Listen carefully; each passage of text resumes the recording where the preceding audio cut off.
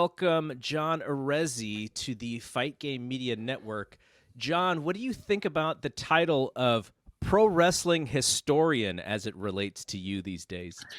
I think that's really the only way to position me right now, back in the wrestling business as a historian. I've done a lot of things in the business, but now that's the way I position myself, pro wrestling historian. So you're here because we want to talk about your book, Matt Memories, that is recently released. We all got a chance to read it. It's good. Really fun, especially those who are baseball and music fans, I'm sure, because that is a lot of what the book is about too. But that actually leads to my real first question, which is, the book is titled after something pro wrestling related, but there are other parts of your life that you really go deep into detail. What were some of the other thoughts about titles? Was it always going to be Matt Memories? Well, when I pitched the idea to Michael Holmes from ECW Press, I pitched Matt Memories because that was the brand I was developing when I got back into wrestling. But the more I got into it with Greg Oliver, who I was telling my story to, and he was the co-author on the book, and great guy to work with, by the way. I really wanted to call the book, after thinking about it, I wanted to call it I Should Have Stayed in Baseball. And that was my working title. And then the publisher and his team came back and said, well, since we're going to market this primarily to the pro wrestling audience, we're going to stick with Matt Memories. And so they turned the I Should Have Stayed in Baseball down. To this day, I'm okay with what happened. But at the end of the day, my true passion, even though I love wrestling and I love being in the music business, is baseball. And, I'm watching the Mets right now on my iPad because that was my passion. I had a cup of coffee in baseball. And as I said in the book, that was the best tasting cup of anything I ever did. All right, so we're going to get to Tim here in a second. So, Tim, go ahead and unmute. I want to ask John one more question as it relates to the writing. There is a section in the book about your relationship with Vince Russo, and I'm sure people will have questions about that. But you mentioned us doing the Pro Wrestling Spotlight newsletter, but not really enjoying the writing piece of the newsletter, which then makes me wonder, how was the process to actually write the book? Did you actually enjoy the writing piece of the book? Well, writing the book, I had pretty much, it was a passion project.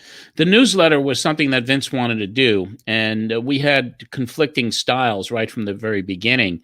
He wanted to cover it more in the entertainment aspect, covering more television stuff.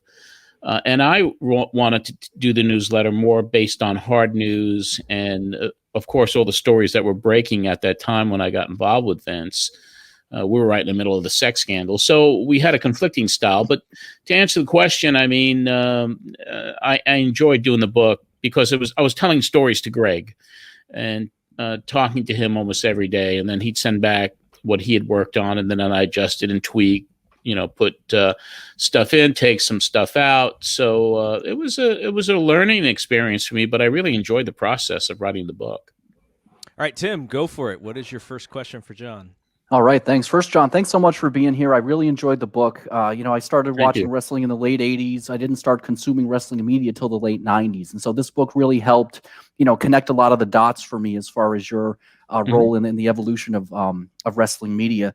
So my question is, when you were promoting that 2-week run of shows in 93, what gave you the confidence in the Ultimate Warrior as being a top guy that you could work with and depend on, given his recent history, his last 2 runs with Vince? Well, when he left Vince, especially the last time, I got to know him a little bit. He appeared on my show. And at the same time, I was working with a talent agency out of New Jersey, World Entertainment Associates, who were pitching the idea of overseas wrestling to various promoters who have been in the music space. And the names that kept coming back were obviously the biggest names in the WWF. Hulk Hogan was always mentioned by the promoters. The Warrior was mentioned. And because of the relationship I had, I thought that he would be good to put on the tour in the main event because he had the most recognition and he would be able to sell the most tickets for a show, especially when you're promoting his name. So it turned south pretty quick, but we started off amicable, but then it got a little greedy, so it fell apart. All right, I just want to remind folks who are in our little panel here, Paul, Robert, Larry, we already heard from Tim. Just make sure that you guys ping the messenger channel that we're using with questions so that I know who I can go to, because we'll go to Jeremy right now, but otherwise I'm just going to go right back to Tim. So you guys let me know. Jeremy, go ahead with your question. Hi, John. Thanks for coming with us today. Hey, talking baseball. Hi. Talking baseball. What would you, if you were offered a job with the Mets today, what job would you like? And on that thread, what are your feelings on baseball in general in 2021? The first part of the question, if I was able to, at this old age, get an opportunity with the Mets, I think I would try to work in the advertising sponsorship division, or something to do with marketing or setting up promotions and bringing talent in and acts. That's what I would prefer to do. And second part of the question is what I think of baseball today. I'm a purist. I go back, to the mid '60s when I started watching it all the time. But the game has changed. I don't like the new rules for doubleheaders during the pandemic era of 7-inning games. I don't like that. I don't like extra innings starting with a man on second base. I just think that's ridiculous. So they're trying to speed the game up. And it's fine. You need to speed it up a little bit, but some of the things that they're doing to change the core of the game is just not right. And they're very inconsistent. I mean, last year we had the universal DH, and it worked really well in the National League. And this year, because of union contracts, and it was a negotiating tool, that they decided not to do the universal DH. But, I don't like some the things that I mentioned. I think that stuff is hurting the game. So I kind of want to stay on the baseball track there. That was, I mean, the book, there's so much stuff around wrestling and music and baseball, but the baseball stuff to me really stood out, and I thought it was just really fun. But kind of related to what you're saying, being a baseball purist, what do you think about baseball as it pertains to when we were all growing up? Baseball was the number one sport in the U.S. It was America's pastime. Since then, it's probably now behind both football and basketball from a popularity standpoint. I know you're an ideas guy. I know you're a marketing guy. Do you have any thoughts on what you would do if you were in Manfred's shoes to try and get those fans back, the younger fans? Well, I think that's the key. You got to bring younger fans in. You got to bring kids into the game. And you can't do that when the vast majority of games are at night. And even when it comes to the playoffs and the World Series, everything's in prime time. And those games end midnight, 1 a.m. Eastern time. So I think Major League Baseball is really not doing the job when it comes to getting young people involved in the game, and that's your future audience, and that's your future ticket buyers. But they're not doing enough to make it easy for kids to fall in love and have a passion for the game. All right, Larry, we're going to get to you here with your question. Go for it. Thank you so much for joining us. This is a great pleasure for me. Where are you from, Larry? I'm from Baltimore, so very cool. Big wrestling town. Grew up on the NWA, WWF back in the day, and just listening to your radio show, the old archives with you and Brian Last, I really, really enjoyed that. So I wanted to ask you a question about what would you say was your favorite guest to come on every week? I have my opinion on who I love to hear, old Paul Heyman and things of that nature. But who's like your favorite person to come on every week? I mean, my favorite guests on Pro Wrestling Spotlight have always been Paul Heyman and Mick Foley, because they really, we became friends, and they would come on whenever they wanted to, and almost all the time, whenever I asked them, Paulie was always a little challenging because he would say he's coming on and then he wouldn't call. And but for him, that's the way he's always been. So I always welcomed, especially those two guests, because they were always entertaining. And the ride of Pro Wrestling Spotlight, those two guys appeared more than anybody else. And as a follow-up, I mean, so listen to some of those shows is a trip because you would be talking about filling in or one of the shows after you before you was running over or you'd be going off on the studio, man. Oh man, you were just cutting promos left and right. So I was just like, how did you get away with this? But then when you read the book and you realize that you had to move so many times, now I figured it out that you had a kind of tumultuous relationship with some of your station managers. Oh yeah, especially the first one, the Hornsteins, mom and pop station. Literally, these two senior citizens were running a radio station, and they didn't really care about their employees, and they just wanted money, especially Mrs. H. So having the opportunity to go in there, but you always had the challenges. She just wanted her money, but the studio was crap. The technical capabilities were crap. The phone lines were crap. Most of the people who worked, as the engineers for the show, they didn't care. So it was challenging, and I was very fortunate when I moved the show over to WBABAM, and then even later on at 10:50 a.m. WEVD. And the beauty of that is like all that still unfolding on the podcast right now. Perfect. All right, Paul, going to get to you here in a second, but I did want to mention that John's Patreon, the Pro Wrestling Spotlight Patreon, one of the most affordable Patreons out there. I think it's $5, right?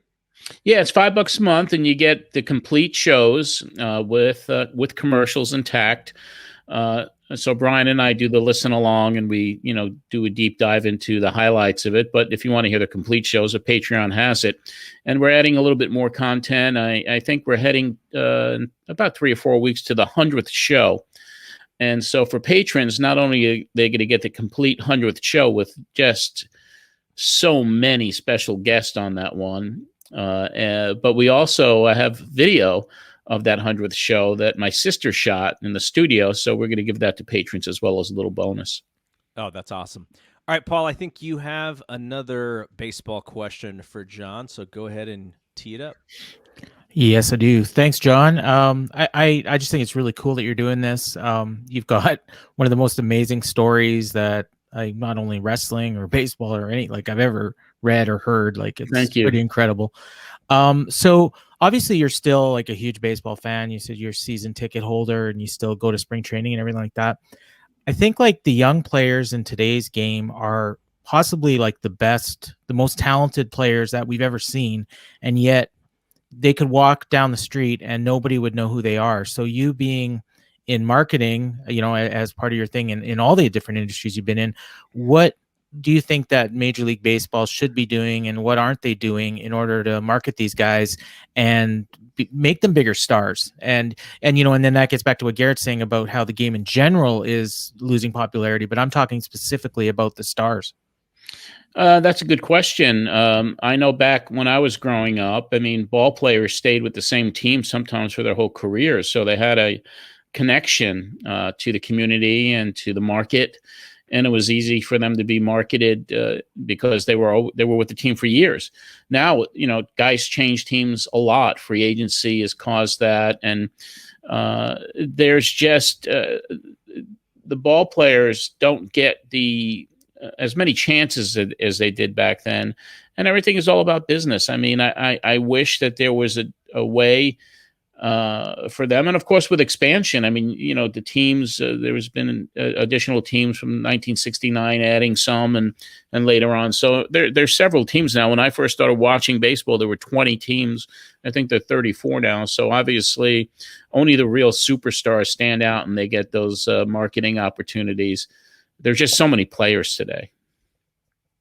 All right, Tim, we're going to come back to you in a second, but I wanted to change this specific gear, a little bit more towards music because that is such another big part of your story. There's one small reference to what I thought, when I'm reading this, I would have never guessed out of 100 guesses that this would be in your book, but there's a short little blurb about the New Kids on the Block, and I have a specific fandom for them because they were my little sister's favorite group growing up. So I heard all of their music, and then, it just kind of gets indoctrinated, and I become a fan. But I know, it's not a big story, but I kind of want. I just thought I had to ask you, what time frame around their career was this, and can you kind of explain what you saw? This was around 1988, and the partners I had in the music management company, they knew some guys who geared us towards some producers in the Boston, Massachusetts market. A guy named Maurice Starr, who had discovered the New Edition, and his brother Michael Johnston, who had a deal with Michael Johnston and the Johnston crew. So they basically kind of said that, the acts that we were representing at Straight Up Management, if we were able to give them $100,000, I think the number was, we had 5 acts, and record all of them with these producers, that we'd get record deals with Columbia Records. Columbia Records was also the home of New Kids on the Block. But the story was that when we were recording up there in Boston and Roxbury, they were recording the New Kids on the Block first album. They got a record deal for New Kids, and they were in the studio doing their first record. So while we were up there recording with the acts that I was representing, Maurice brought me into the studio to see them record, and I was kind of blown away by them. And he asked us if we wanted to get management on them, but they needed a little cash. And so I went to my partners, and my partners didn't know who they were from Adam, and I certainly didn't know, but I just saw that indelible it thing, and I knew that they had huge potential. My partners turned down the opportunity, saying that we got enough acts, we're going to get record deals for all of them, so we're passing on New Kids. And in a way, that kind of led to almost the close of the company in a lot of ways, because it was, we didn't get the record deals that were promised, and the New Kids broke big. And my partners realized that this is, much harder than anything they'd ever done in their lives. And they were always in control of the other things that they did in their lives, and they had no control here, really. So that was the end of it. So, but, to get back to the New Kids, I mean, my niece loved the New Kids. So Donnie Wahlberg, I think, was her favorite. So I had the opportunity to bring her to several shows, and through Maurice, and got to know those guys a little bit. All right, Tim, why don't you come back for question number 2? All right, thanks. I do have a wrestling question, but I should mention I'm from Boston, so my earliest baseball memories involve Bill Buckner and the Mets. Yeah, 86. I love Boston. Yeah. I went to school in Boston. I went to college there, and we were in Kenmore Square. My dorm was in Kenmore Square, so I got there in '75, and we were able to go on the roof of the dorm and see the games at Fenway. Like 3/4 of the field. Mm-hmm. That was before they put the big scoreboard up and when they changed it. But I have an affinity for Boston. I love that town. Mm-hmm. Yeah, it's great. So my wrestling question has to do with the Vince McMahon trial in 1994. Mm-hmm. So not being plugged into the wrestling media at that point, the only coverage I had to go on was the mainstream media. Yeah, which they, especially local news, they presented it like the sleazy promoter. The guys are obviously on steroids. This is a slam dunk. But then when I read the back issues of the Observer and Dave's coverage of it, and he starts going through the litany of problems that the prosecution's case had with the lack of credible witnesses, the contradictory testimony between what they said on the stand versus what they testified to in the deposition. When you were there in the moment, what was your assessment of the actual likelihood that Vince was in trouble? I thought Vince was in big trouble leading up to the actual trial. Once the trial started, and I was there every day, I knew that the case that was being presented by the prosecution, especially when they started bringing the wrestlers in, and they wouldn't say anything bad about Vince, really, the vast majority. I knew that he had a very good shot of being exonerated, and he was. But it was just kind of like, I guess the testimony, the depositions were much different than what were said when they were under oath. And he got out, and and the rest is history, I guess. So I am. We'll go back to Jeremy, and then we'll go to Larry as the next two questions. But I wanted to add something to that because last night I did a show with Dave, and we talked to one of the co-creators of Dark Side of the Ring. Oh, yeah. Which you were on one of the episodes when about Herb Abrams, and so. They're covering this trial. I guess they're covering the whole Zahorian thing. Yeah. And so I saw Dave today, and he was telling me a story, so I wanted to share it with everybody here. He said that I guess Jerry McDevitt is going to actually be interviewed. Jerry is going to be interviewed, yes. In this episode. So Dave said, and as he was telling me the story, he was very much laughing, but he said Jerry was so nervous that he was like chain smoking. And so Jerry asks Dave, well, what do you think? And Dave says, oh, I'm going home. Like, you guys are fine. And Jerry was like, what? Like, so he wasn't that confident in the outcome. So I thought that was kind of a funny story. I wondered the outcome of the interview that he did with Darkseid. No, of the trial. Dave was going back to 19. Okay. He said that Jerry was very much nervous about the outcome. And Dave said, "Oh, I'm leaving. I'm going home." So I think you guys have it in the bag. Yeah, we had it. We knew. Yeah, we kind of knew. I mean, but the Dark Side. I'm looking forward to the Dark Side episode this season because I know Dave was a part of it and McDivitt obviously, and I was a major part of that episode because of all the audio I had from Pro Wrestling Spotlight from those days covering the trials. To bringing on superstar Billy Graham before anything really broke on an episode that aired in 90. And they did an extensive 3-hour interview with me for that episode. So it's going to be a compelling episode. And I was really shocked when I found out that McDevitt actually was going to be there. So Evan says that they tried to get Superstar and they couldn't get Superstar for whatever reason. Yeah. You've dealt with Superstar a lot. Like, what do you think about him and why it's hard for them to get him to chat about it? Well, I think his health, he's in bad shape. He's not in good shape at all. I mean, I think he's almost a miracle man right now that he's still alive. So I think that might have had a lot to do with it. And Billy's been known to ask for pay, high dollars for doing things.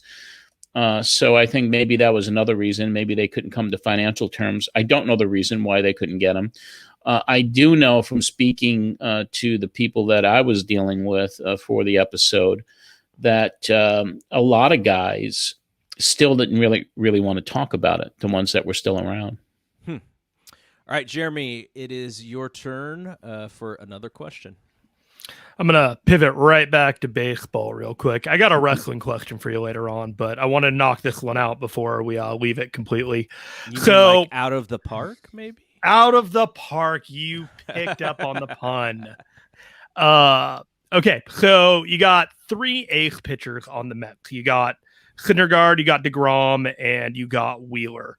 One of them, you have the choice to make a career Met for the rest of their career. Who is it? And follow-up, position player on the Mets right now, who would you like to see as a career Met, as a position player?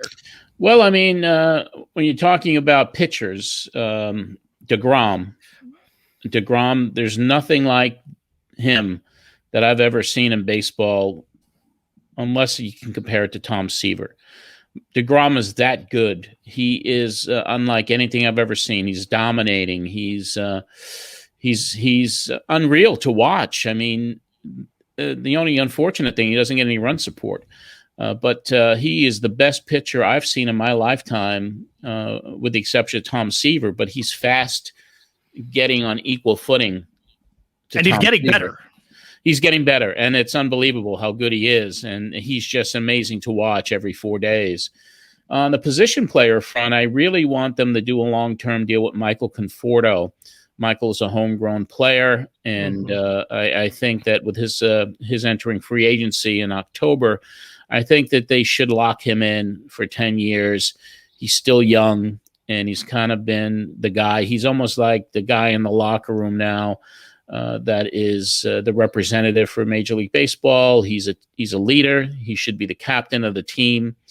And a close second would be Pete Alonso, the first baseman. So we're gonna get to you, Larry, here next. But when you said he's the best you've ever seen, that is high praise, because you also saw the first 2 years of Doc Gooden's career. Yes. And that was amazing, because I remember I'm probably I don't know, 8 or 9 years old, and I get to go to Candlestick Park for the 1984 All-Star Game, and he's like, outside of my homegrown Giants players who were on that game, Chili Davis and Bob Brenly made the All-Star team, Doc was who I wanted to see. Yeah. And so you believe that he is better than those 2 Doc seasons? Oh, I believe that. Well, I know that the 84-85 Doc was incredible. I mean, it was as electric as what DeGrom does today, for sure. And but the thing with Doc was those 2 years, his rookie year in 84, just unbelievable, and had never seen anything like it. In 85, he was just incredible. He was going to be on that pace to Seaver and above. But then in 86, the demons hit, and he started doing the cocaine, and it affected him in 86 as well. So he really only had, 2 years of untouchable performance. And then the drugs kind of ruined and tarnished his legacy forever. Yeah. Unfortunate. All right, Larry, you are back up, and go ahead and ask your next question. Okay, first of all, I want to say again that the book, I love the book. I read a lot of wrestling books. I like to see the inside and hear about people who were there at the time. Tell us about the original plane ride from hell that you talked about in the book, where you had Jake Roberts. Like, man, this guy, we've heard a lot of Jake Roberts stories over the year, but that was unique, and I loved hearing that from you. Can you give us a little bit more detail on that? Well, Jake was a problem immediately. I mean, he was a problem from the time I really first met him. But putting on that tour and putting my title on him, and the fact that when we were at the airport, at JFK Airport, and he shows up, and then he disappears, and there was a high...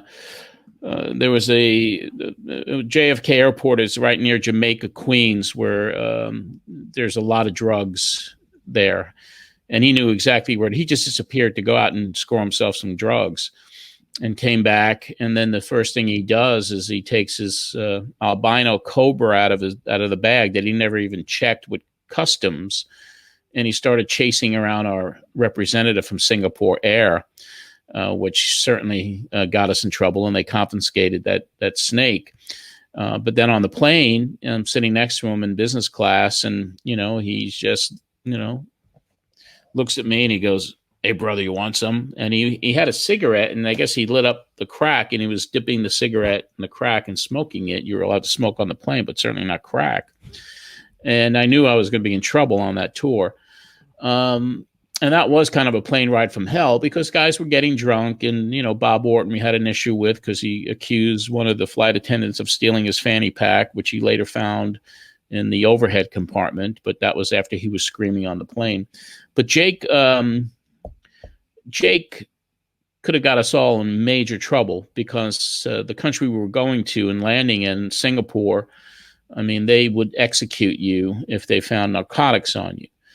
But Jake was smoking crack on that flight, and he offered it to the flight attendant as well. He goes, "Hey, you want some of this?" And she looked at it, and he had some rocks, and she said, "What is that?" And he's like, "It's candy," So it was not fun to be on that flight. I just kind of thought to myself, what did I get myself into with all of this? But a lot of the guys were great, but a handful were trouble. All right, Tim, we're going to come to you next, but there's a few heels, I would say, in this book, people you dealt with. Who would you consider the biggest heel? And I'm not even going to list them. I'd written down, is it Jake, or is it Russo, or is it Carlos Beltran? But there's also people in your music world that ended up not being maybe the most loyal or the most honest to you?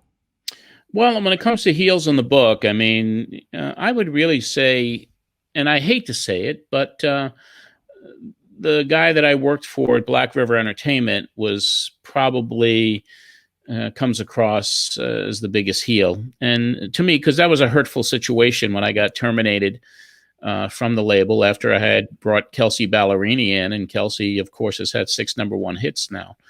But he was somebody that I kind of mentored. He didn't really know much about the music business when his billionaire family, the Pagulas, who owned the Sabres and the Bills up in Buffalo, they owned the label. He was the brother-in-law of Terry Pagula, and it was just the way business was handled there, and the way that he operated the label at the time, and the passion that I put into it, because I left a very high 6-figure paying job at Great American Country Television to go over there and to work with Sarah Darling initially and to help him build the infrastructure of that label. And it was kind of like loyalty was only one way there. And I had gotten very close to his family. His kids called me Uncle Johnny. His wife was incredible. The Pagula family was incredible to me. But the way everything went down there and the difficulty that I had and the way I was terminated at the age of 54 years old or 56 years old, it was hard to get back into the music business after you get terminated from a label at my age and what I was earning as income then. So if there's any heel in the book overall, to me personally, it's Gordon, even though I have to say that it hurts a little bit to write about that. And there's a lot of stuff I couldn't even put in there. And ironically, out of everybody in Nashville, he's the only one that really called me to complain about the book. And I can't disclose the conversation, but he reached out to me the week before the publication. And he was concerned because he had heard things. He had not read it himself personally. And I was like, listen, Gordon, this is our story. And this is the story that I had while I was over there. And no one's 100% right, but this is what I went through. And I had to write and be transparent about what those years were to me. All right, Tim, you can go again. And then just heads up that Robert will be on deck. So I'll go Tim, and then we'll go right to Robert. All right. Well, someone has to ask about your very brief career as a WWF superstar. Of course, nowadays you'd have to spend 5 years in developmental before getting on a show. Yeah. But my question is, it was not a spur of the moment thing. You know, you had to get gear, you had to get the wrestler's license. What was your actual expectation for what it was going to be like when you stepped in the ring? I mean, I had no idea. Did you think it was going to be like it turned out, or did you actually think that you could bump around like the job guys of that era? You know, I got the license that day. I mean, you had to pay $10 to the athletic commission in Pennsylvania to get the license. But I had to get the gear, and I didn't know what to expect. I don't even know why I did it. Deep down inside me, I knew I wasn't going to make a career out of it, but I wanted to experience it. In the back of my mind, as a writer for Ring Wrestling Magazine and some of the others, I thought, if anything else, it's going to be an interesting story to write. And I did write a story about it, but I waited over a year before I submitted the story because I didn't want people to think that I was just doing it to write a story. But I went in there with just kind of to see what it was like, and I didn't have any training, which was really not good. And I got my head handed to me in that match with Dusty. I didn't know what I was doing, and it was embarrassing. You know, today it's funny. But back then, when I walked out of the ring after Dusty pinned me by sitting on my head, throwing me on top of Savannah Sousa, it was embarrassing because I had friends in the audience. And when I left that ring, I was just mortified because I was so horrible. I thought I was just so horrible. And I was like, why did I do this?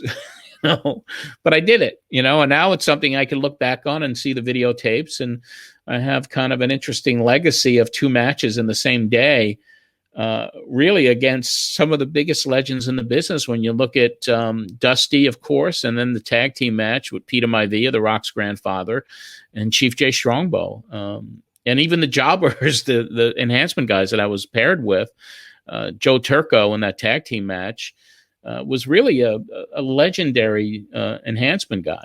And Sylvana Sousa, who, God rest his soul, he just passed away, was somebody else that was a mainstay in for the, as they call them back then, preliminary boys.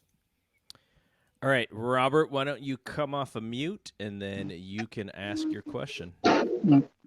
Thanks so much, John. I really love the podcast. I grew up in South Brooklyn, but I was too young at the time and was not aware of your radio show.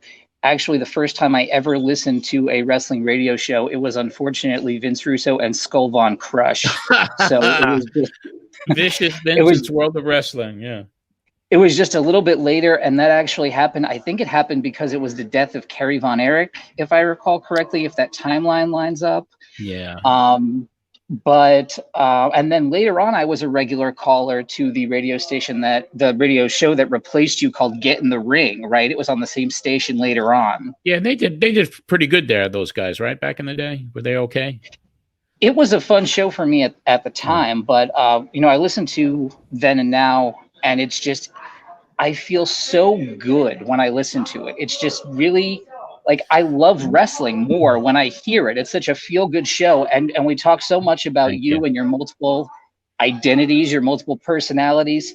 One thing that really comes across on the show is that Brian Last, when he talks to you, seems to be a completely different person from when he's talking with Jim Cornette. And I had the idea a few weeks ago listening to your show that it almost seems like you're the anti-Cornette, that you just sell feel-good nostalgia instead of feel-bad nostalgia. Like, I listen to Cornette and it's just all like negativity and I feel mad. And then I listen to your show and I just feel good about things. Like, how do you square that out? And what's Brian really like? And what do you think of that idea of you being sort of the anti-Cornette in the podcasting space? Well, Jimmy Cornette is somebody I've known for a long time, and Jim doesn't have a filter. He speaks his mind. And he has built a massive audience with the content of that show, the two shows that he does with Brian, and my relationship with Brian. I mean, Brian was a listener, I guess, when he turned 13 years ago, and he gave me this opportunity to do this show with him, and I think he sees it differently. I think with Jim, because Jim covers so much of what's going on today. And of course, has his great stories about back in the day and the things that he experienced. But for me, I mean, this is really, it's a time capsule for me. And listening to these shows for the first time in 30 years, I think Brian just kind of digs the history of it, because Brian is a really, he's a real passionate historian, and he's got a major, he has major acquisitions. I mean, he's trying to keep wrestling history alive. So I think the comparison of the Cornette shows and my show, they're two totally different shows. I mean, Jim does what Jim does, and Jim is never going to have a filter, and he's going to go off on people who piss him off. And he's very entertaining. I mean, I can't stop listening to it. I mean, I have to tune in each week just to hear what he's going to say. For me, I mean, and here's the one thing, I don't want to be total spoiler alert, but, the Pro Wrestling Spotlight, I think right now we're in the golden era of the show from 1991, but things take a turn for the worse. I mean, the show starts to get much more serious, and it gets ugly at times as we proceed with it, because of the things I had to cover, the steroid scandals, the sex scandals, the Russo partnership, the breakup of Russo, me trying to keep my head afloat, me then promoting tours. And you'll begin to hear the transition of this feel-good, happy show right around the beginning of 92. I think that's when it really turns into, we're going to have great guests, we're going to have great content, but, the tumultuous day-to-day survival that I was going through at that time is going to be evident when the show goes into those later years. So right now, enjoy it for what it is, and it's all a lot of fun. but it does take a turn at the end of this year, 91, and into 92. All right, we're going to go back to Paul here in a second, but I wanted to mention Cornette is awesome in the Pillman Dark Side of the Ring. For those who haven't watched it yet, he's amazing. So, that is, I've been watching Jim forever, it feels like. But to me, I think the best Jim is just his recollection of the things that he's seen and him being, in WWE at that time, in WCW at that time, and just he really explains things that may not be, if you don't know pro wrestling, they're probably not the easiest thing to understand, but he explains them in layman's terms that and in really like explicit terms, and you're like, oh wow, that is a really that thing did happen. So okay, Paul, here we're gonna go again to you. Go for it. All right, so John, I think you're a good person to ask this question, or to answer this question. When pro wrestling is trying to bring in celebrities, specifically from the world of music, for guest appearances or things like what they just did with Bad Bunny, or even like bringing in a YouTuber like Logan Paul, I think that part of the difficulty that they have in 2021 in doing something like that is you're not going to get fans of Bad Bunny to tune in to watch 3 hours of Monday Night Raw. And so I think that the actual purpose of something like that is to expose Bad Bunny to a new audience who may not have heard of him, so it works for Bad Bunny, but it doesn't really work for WWE or, AEW or, like any of these companies that are bringing them in, because I don't think that the product that they're presenting, well, specifically WWE, appeals to that group. And I'm just wondering, like, is there a different approach that they should be using, or should they be trying to bring in different celebrities, like maybe, people from these shows that do really well with over 50s, like bring in that? Because I mean, my daughter is a huge Bad Bunny fan, and she says, like, I'm not watching Raw. Like, I'll just flip on YouTube and watch, like, whatever he did, and that's good enough for me. So just kind of wondering your thoughts about that, because that kind of hit me, like, back in the day, like, back when you were working there and when you were promoting wrestling, like, there was a lot more crossover between those audience. Like when you were talking about a Cyndi Lauper or an Alice Cooper or some of those people that they brought in back then, it was more in tune with the audiences that were actually watching wrestling at the time. Yeah, I mean, today it's a different ball game. When they brought Bad Bunny in, I guess they were hoping that there would be some spillover from his massive audience and his fans to watch wrestling. So they didn't get that rub from the audience and the fans of Bad Bunny.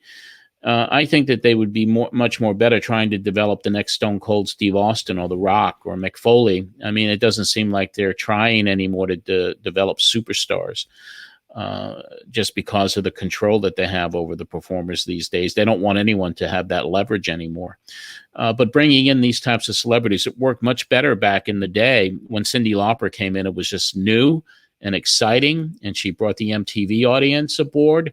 And it became pop culture, became a fad.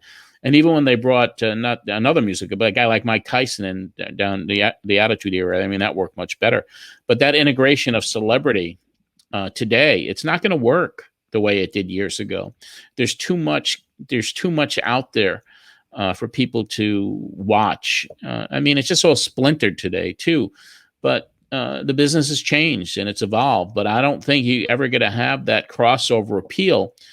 Unless something really special happens and somebody breaks through and is able to bring in that fan that is not a wrestling watcher to make it hip or cool. But I don't see that happening at all here, now, or any time in the immediate future. All right, we're going to bring Jeremy, then Robert, then back to Tim. So we'll try to get as many questions as we can in these next 15 minutes, and then we'll let John go. But Jeremy, go ahead. John, around chapter 14 or so, it became John Arezzi turned into John Alexander. And so I figured we had moved on to a next section of the book. So it amused me when you moved to Nashville and eventually TNA just kind of orbited in your periphery in some way. And you only had a little quick paragraph, and I kind of hoped that you would delve into a little bit more, but you brought your nephew Dominic backstage to TNA events, and they had no idea who you were. Can you just kind of explain how that dynamic works, how your mindset was to be backstage at a wrestling show after some time away? Did you feel nervous? Were you excited? Was there like a bug in you that you didn't want to admit at the time? Just go wild on the subject for me. Sure. I was nervous. I didn't. I thought wrestling was in the rear view, but it kept coming back, and especially through Dixie. And then my nephew, I turned into a wrestling fan when he was like 2 or 3 years old, and he started watching. So he was having a great time meeting Kurt Angles of the world and Abyss and AJ Styles and the other performers that were in TNA. I didn't know any of those guys back when I was in the business, so it was easy for me to kind of blend in and be anonymous or be John Alexander, the music guy, because there were very few, if any, that were performing then, except for that time I went to the Orlando, Florida show when I was taping a TV commercial on the next lot, and I got to see Russo and Vince Mick Foley and Bubba Ray and Sting and a few of the others. But it was nerve-wracking for me because I didn't want to be identified as John Arezzi. I was in Nashville. I had a new life, and wrestling was in the rear view, and I was cognizant, and I was a little worried about being recognized. All right, so let's bring back Robert, and then Tim, you are on deck. Okay, so we know you've got a ton of archives. There was the great story in the book about the first shows that you did with George Napolitano before you got kicked off the air. So obviously you have stuff like that and lots of other stuff you say through the years, but eventually the show ends. So can you tell us anything about what plans you may have for once you actually burn through all of the old radio shows? And also you've talked about having a Weekend of Champions reunion. And when I hear that, I think I'm just like, I would love you to have another Weekend of Champions, but is it exclusively going to be old timers who were at previous conventions, or would you try to also branch out, bring in modern wrestlers and appeal to a current fan base? Because there are people who are available. They don't have to be in WWE. There's plenty of people who you would be able to bring into such an event. Well, here's the mindset on everything there. I mean, when it comes to the length of the show, that we still have several years to go before it's over with. So we really have enough content for another 3.5 years. So a lot can happen in 3.5 years. The archives that I have, dating back to the films that I shot at Madison Square Garden in 1973 and 74, I think there's an intrinsic value there, especially when you're looking at the very first appearances from Andre the Giant at Madison Square Garden, which is the only known footage of those matches I own. So there's something there, the 10,000 photographs, the audio tapes, the videotapes. My archives are going to be, for me, something that hopefully the valuation keeps increasing. There's NFT possibilities today that I'm looking into. So, I mean, the run of the show, when it's over, it's over. But you still have 3.5 years left of content. So enjoy it. When it comes to the Weekend of Champions convention, reunion, celebration, that is something that I'm talking to several individuals in the New York market about for summer of 2022. August is when we're targeting it. And it's going to be a lot of different elements to that. I haven't really talked about it in depth, but my vision of it is to have 2 locations. one location, which would be a theater setting with a circular seating. I've already seen the venue, to have live matches there and shoot interviews, similar to what Conrad did with StarCast, but have live matches there. And then at the host hotel, which would be probably 2 or 3 miles from the other venue, that's where there would be the traditional convention. And that's when legends would be brought in. But I am not adverse. I'm actually looking at who could be brought in for those live matches as well, and for those shoot interviews that are certainly not legends. Those would be performers that have been out there today, and some that have disappeared, and some. It could be a mishmash of everything.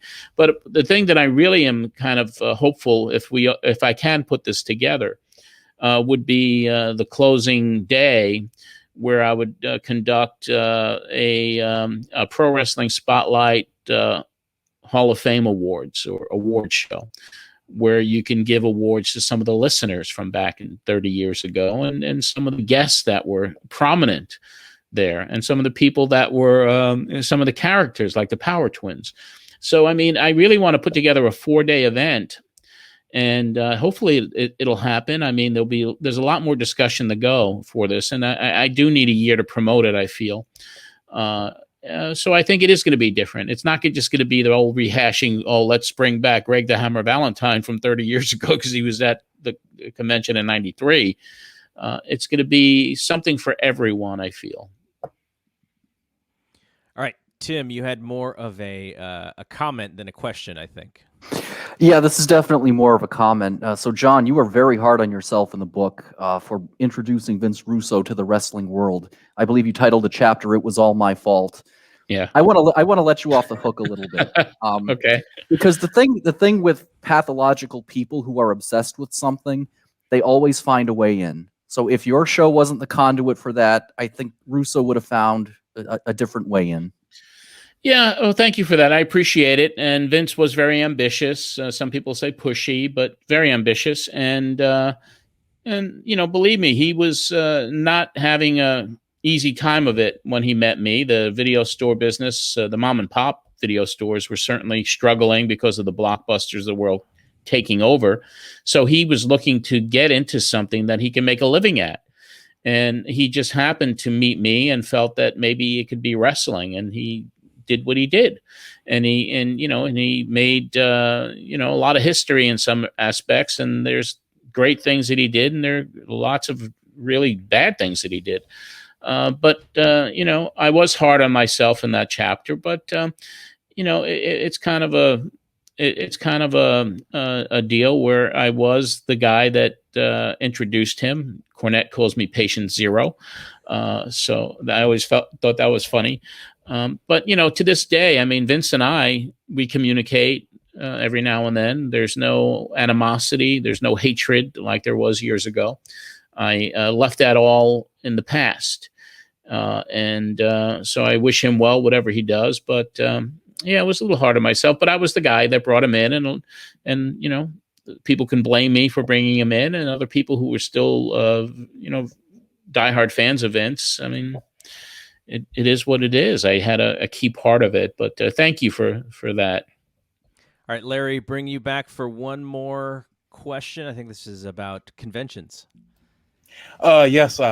You touched on kind of a lot of it when you talked about Weekend of Legends and all that kind of stuff. I was wondering, because Conrad does his thing now, and you have WrestleCon every WrestleMania weekend. You were pretty much the pioneer of that.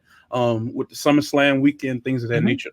How do you feel about, people taking what you kind of started and continuing on with it? And would you be willing to partner with somebody, or would you think someone would try to undercut you if you try to do something like that again?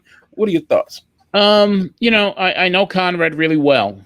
And when he started doing his thing, everyone says, "Oh, you're the new John Arezzi," and he didn't know who the heck I was. He does now, because we've developed a pretty cool friendship, actually. I don't have any problem partnering with anyone, and the thing about the wrestling business is maybe I'm looking at it in a way I shouldn't, because I'm I'm a trusting person, and I know the wrestling business is not filled with trusting individuals. And that's not saying anything about anybody. I just know the environment that I'm getting back into. But I'm hopeful that I don't experience the undercutting and the backstabbing and all the other stuff I went through back in those days 30 years ago. I'm hopeful that I could just do it the way I want to do it. And if someone's going to try to screw me around, I'm a different person than I was 30 years ago. I don't take crap from anybody, and I'm very vocal. And if I get a gut feeling, I act on it now, where years ago I didn't. I just let people take advantage of me. That doesn't happen anymore. Well, one follow up to that, in the book, you talked about how Sting pulled a move on you. Have you talked to Sting since then, or tried to clear anything?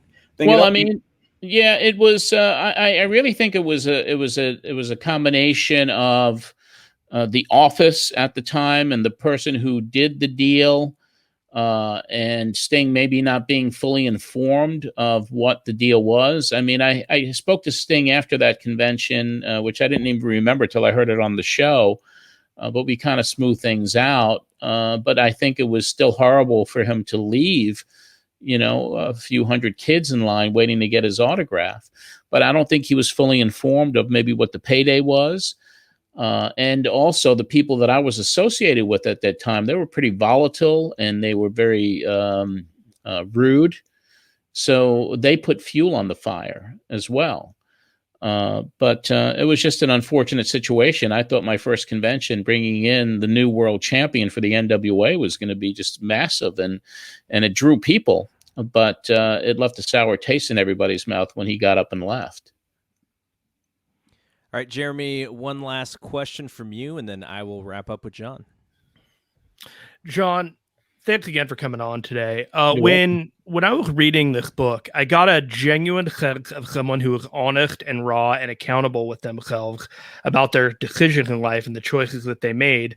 But despite that, you always seem to pick yourself up, dust yourself off, and know that it was the right thing to do to start over, if that's what you needed to do for the sake of the people who cared about you and yourself and whatnot. So with that said, what do you want the next chapter of the book of your life to be about? Well, at this point, it's kind of gone full circle for me.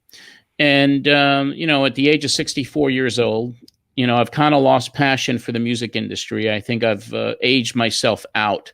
I can't go back and deal with the artists that are in their teens or in their 20s. It's a generational thing. I don't quite get it anymore when it comes to artist-wise. But that's why it's really interesting that wrestling has come back into my life, because it's a full circle moment for me. It's where I started when I was 14 years old, starting Freddie Blassie's fan club. And what my end game is right now is to keep entertaining everybody with the podcast, and to work out some situations regarding the archives. And I would like to write another few books. I would like to do a deep dive into the wrestling business, with a lot more comprehensive stories of what I went through, and the stories that I do have from the 50-something years now that I'm in it, on and off. And I'd like to do a book on the Mets, about my fandom, and maybe calling it Amazing Mets Memories, and sticking with the memories thing. And I would like to do a deep dive into my music business stuff. So kind of separating the baseball, wrestling, and music parts of it, to continue writing. If this book continues to do what it's doing and getting those reviews, I think I'd have the opportunity to write a few more books, and that would be it for me. But the archives is something that I think when you're looking at what's the end game, what's the retirement opportunity, is to increase the valuation of what all my archives is, and find a good place for it, and then for it to live on. All right, last question from me here. We'll make it a lighthearted one. Two people in the book, in your life, they leave you messages. You have to call. You're going to call both of them back, but who do you dial back first? One of those people is Taylor Swift, and the other person is the Nature Boy Ric Flair. Who are you calling back first? Nate. Awesome. So I want to say thank you again to doing this, and go ahead and give out where we have it here on the screen, but where people can find the book and any other stuff that you want to mention that's out there. Well, I mean, the book is available anywhere you could purchase a book these days. But if someone really wants to get a signed and numbered copy of it, go to mattmemories.com or send an email to me at john@mattmemories.com, and I'll send you a link for a signed and numbered copy of the book. And other things. I mean, the Matt Memories website just went up, so it's just now live, and we're going to be adding a lot of content to it as the weeks and months progress. On the social media front, it's Twitter at John Arezzi, Instagram at John Arezzi, Facebook. It's basically John Arezzi's Matt Memories. You could find me there. There's a private group that Brian and I do, and that I oversee actually, but it's a small group, and it's on Facebook, and it's Pro Wrestling Spotlight Then and Now podcast and radio show. There's a lot. So that's kind of where people can find me, and I'm really quick to answer emails. I love hearing from everybody, and that's it. It's kind of what the story is here. All right, so I want to thank Jeremy. I want to thank Paul and Robert, Larry, Tim, and especially John for doing this. This was a lot of fun, and thanks to everybody for listening.